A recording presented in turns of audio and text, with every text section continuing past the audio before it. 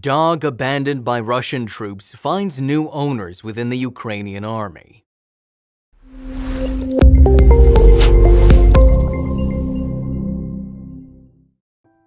Older men declare war, but it is youth that must fight and die. Words spoken by Herbert Hoover could not ring truer today. We note the 90th day of the Russo-Ukrainian War and the horrors that continue to happen daily with little to no negotiations taking place.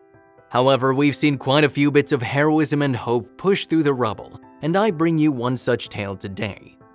Ukrainian forces have come across a dog who'd been left behind by Russian soldiers after they'd retreated from one of the villages. The pup, named Max, has taken a liking to the soldiers, becoming part of their team. Let's dive into the details. A beautiful service dog was left behind by Russian forces as they retreated from a village during its liberation by Ukrainian soldiers. Amid the ongoing invasion of Ukraine, a 3-year-old Belgian Malinois dog was left behind by Russian soldiers as they retreated from one of the villages of the Nikolaev region during its liberation. Now, the pup is being trained by Ukrainian soldiers to assist them in the war effort. There were some speculations that the soldiers found the dog near starvation in the battlefield, surviving on rotten scraps. However, we found no credible source of point of reference for that narrative. However, the story, as told by those who've been in contact with the dog, is quite wholesome. It is believed that the dog was frightened off by the ongoing war effort and ran away along with others. The National Guard of Ukraine shared the story on their official Facebook page, stating, "From now on, the Mykolaiv National Guards have a trophy dog with the nickname Max." The shepherd belonged to the occupiers of the Rosgvardia, who captured one of the villages of the Nikolaev region. During the liberation of the territory, they were crushed by Ukrainian defenders, and several service animals fled the district. One of the families took in Max. It managed to find its way to the village, and one local woman, after giving him food, decided to provide it shelter alongside her own German shepherd. The family in question came into contact with Max when the pup wandered into their village to find some food. Valentina Dobush offered him a meal, and later he just jumped over the fence and stayed in her yard. He ran up to the fence and looked into the yard.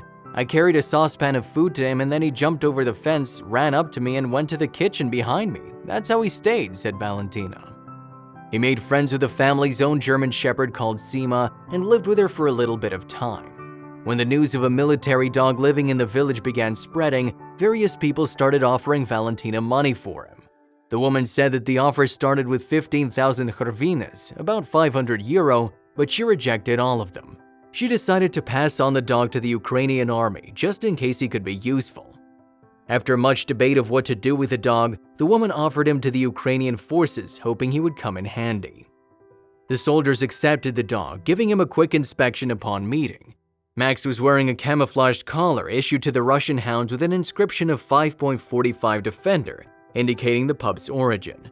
The special war dog embroidery on the collar stated that his name was Bugs, but the name Max was chosen by his new owner, the fighter and cynologist Riddick. Riddick told Svidok that he was afraid the dog would not accept a new owner so soon after the last. Our acquaintance was very unusual for me. There was fear because the dog's not so familiar to me, but Max immediately approached me. We immediately found a common language with him, the soldier said. He noted that the dog was trained in searching for weapons, ammunition, and detention, and was ready for combat. So far, the dog executed commands only in Russian, but he's quickly learning to respond to Ukrainian commands as well. The cynologist found a Russian hound collar indicating his origin, but there seemed to be nothing wrong with the pup himself. He decided to name the dog Max. The pup has since bonded with his new owner named Riddick, who will be teaching the pup Ukrainian commands to search for weapons and ammunition. He's now been redeployed as a minesweeping dog. Dmitry, a member of the National Guard of Ukraine, said, "We're very grateful to the family for deciding to pass on the dog to the Ukrainian military instead of selling it. From now on, Max will serve on the right side, defending Ukraine and nibbling Russian arse." His comrade added, "Max has become a real favorite with the guards. We can't understand why the Russians would leave behind such a lovely animal." Well, they might not have had a choice, especially if the dog scattered away in fright. According to Tractive, dogs have the ability to hear sounds between 15 to 50,000 vibrations per second. For comparison, humans can only pick up sounds between 20 to 20,000 vibrations per second. Thus, loud noises could have made the dog's fight or flight mode turn on. Thankfully, one of the pups was able to find safety and will be well taken care of.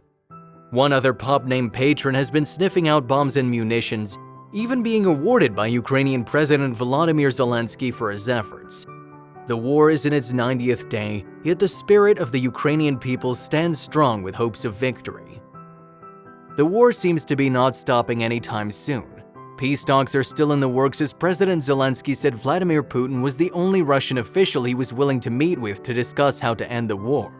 Meanwhile, the first Russian soldier has been sentenced to life in prison for war crimes committed against the Ukrainian people.